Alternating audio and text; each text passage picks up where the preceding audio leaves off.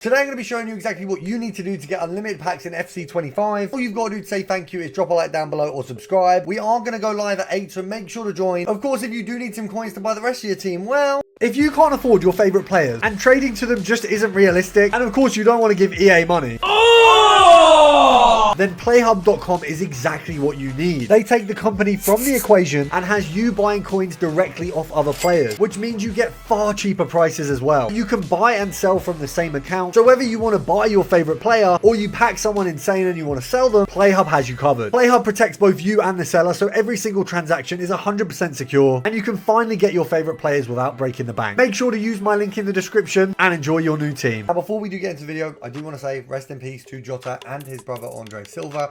I did wade through the club yesterday and I did find myself that I do have a Diogo Jota, so if you guys can let me know, I do want to whack him in an evolution, keep him on the bench, all the reserves, have him in a team. He was a huge part of not only the FIFA community but the football community, and it is obviously incredibly sad to see what happens to both of them, and hopefully EA puts in a hero or icon card either this FIFA or next FIFA for him. So first of all, we're going to head over to the objectives. We've got obviously a few new bits. The weekly rush is there. For those of you who don't know why I love this so much, there's 60k that you need to do in total. If you get halfway through, the next one will be out in the next couple of days, and then you can finish off both together. You get quite a lot of good packs for this. 1083, 85-2, 85-2, 86-2, and then you've got the other set with more packs. The other bits we've now got in here, obviously if you haven't done your weekly play, you've got new objectives to finish that off. That's mostly fodder, so a lot of what you get in there can be used to farm more picks and packs. It's absolutely worth going and doing the Champions Path this weekend. Just for playing 10 games, you do get a few items in there, packs that look lovely. Then got the Pinto card, which you'll pretty much do this objective just like playing the game. Loads of packs and a card that will suit an SBC. And always the daily play completionist. I keep missing these by like a day, but we're locking in this week. We're getting this done because it's just 3 packs. If you are a menu grinder who doesn't do rivals and champs, just do squad battles. What a lovely segue that is into the squad battles method. Look, I've talked about it loads. I've done 5 games this week plus a featured squad. I am on 10,303 points. I'm currently sat at gold 2. Now I'm going to finish off this week of squad battles for the first time in a very long time. I'm aiming for as easily as possible hitting an elite ranking. If I can get elite 3, that would be wonderful, because you get a 94 tot or shapeshifter, which if you look at the pick that you've got in the store, yes, it's very easy to, you know, do a load of them. I've done a video on that, as you can check it out.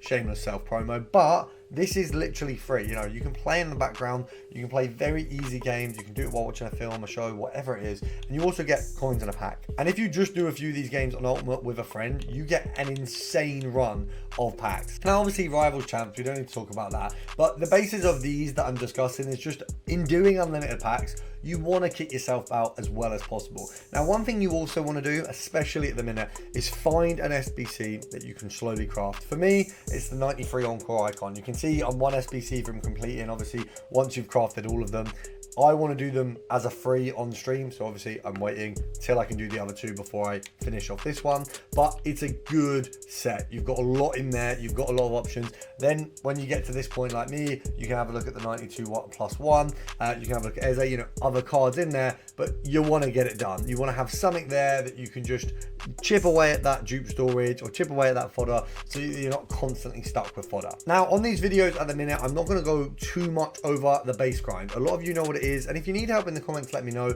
but I'm going to give you kind of a basic overview. To start this off, if you've got nothing, you want to do your daily bronze, your daily silver, your daily gold. The daily gold you don't need to do all of. Initially you want to draw your attention to the grind. Obviously there's 30 of these. If you split your silvers between the grind and between the daily gold, the reason being, this gets you a ton of commons, this gets you commons and rares, and then obviously the end result here that you pop the grind into is going to be your crafting upgrade, which gets you more rares. So it's just what you need more.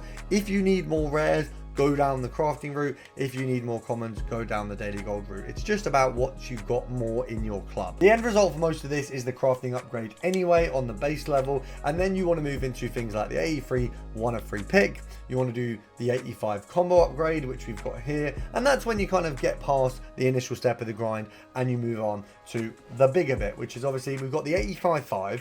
We've then also got now an 87 plus pick. Now the 87 plus pick, of course, another thing I will be doing on stream, but very good fodder. Obviously, look, let's be honest, 4 of these, you're gonna get a banger in one of them. You know, maybe not a banger, but you're going to get like a 95, 96, 97 card. Even if it's not a banger, it's going to be something that's good for crafting big SBCs. Now, the main direction of the bottom end of the grind at the minute is just getting 4 cards. 4 cards that can go into a squad shifter that you can then use to really push the grind on. And obviously, it does all circle back round to those initial steps when you draw out everything, and when you've completed your combos and your 87 pluses, that's all you've got. You've got the squad shifters and the initial grind. But obviously, when you've got past that initial stage, as long as you get enough cards, you don't really have to farm on the lower end. You can just shove dupes in here. You can shove a lot into these other SBCs, like we've got this now shapeshifters pick, we've got the encore pick, and then you can use those to displace those duplicates. Now, what is really good about the 85.5, in my opinion, is this one is filled with some really solid cards. So as you can see, I've done a few of the Team of the Week upgrade, and that is one thing you're going to have to do. The crafting on the lower end is going to get you these cards so that you can get them done. Obviously, you need Team of the Weeks for this. You don't want to be wasting Team of the Seasons in an 84 rated squad. It just doesn't make sense. But what I will say is the 85.5, for the most part, is popping out like 386s, 387s. You know, it's keeping a lot of cards together, and what I mean by that is like you're getting a few cards in each one all go towards the same exchange, which is exactly what you want. And if you're confused why I'm saying exchange instead of squad shifter, exchange is what they used to be called. Now, straight off the bat, we're getting good cards in here.